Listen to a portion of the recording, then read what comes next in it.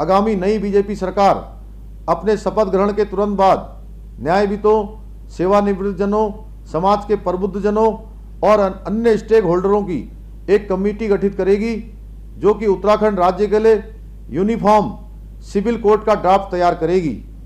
इस uniform civil code का दायरा विवाह, तलाक, जमीन जायदाद और उत्तराधिकार जैसे विषयों पर सभी नागरिकों के लिए समान कानून, चाहे वो किसी भी धर्म में विश्वास रखते हों, होगा।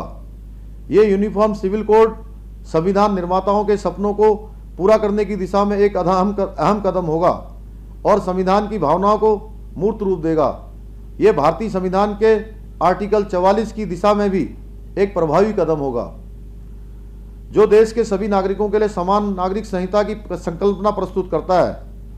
सर्वोच्च न्यायालय ने भी समय समय पर इसे लागू करने पर जोर ही नहीं दिया, बल्कि कई बार इस दिशा में कदम नहीं उठाने के लिए भी नाराजगी व्यक्त की है।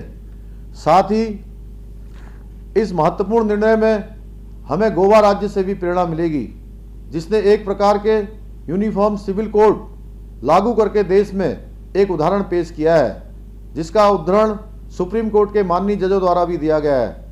उत्तराखंड में जल्द से जल्द यूनिफॉर्म सिविल कोड लागू करने से राज्य के सभी नागरिकों के लिए समान अधिकारों को बल मिलेगा। इससे राज्य में सामाजिक समरसता बढ़ेगी, जेंडर जस्टिस को बढ़ावा मिलेगा, महिला सशक्तिकरण को ताकत मिलेगी और साथ ही देवभूमि की असाधारण सांस्कृतिक आध्यात्मिक पहचान को, यहाँ के पर्यावरण को सुरक्षित रखने में भी मदद मिलेगी।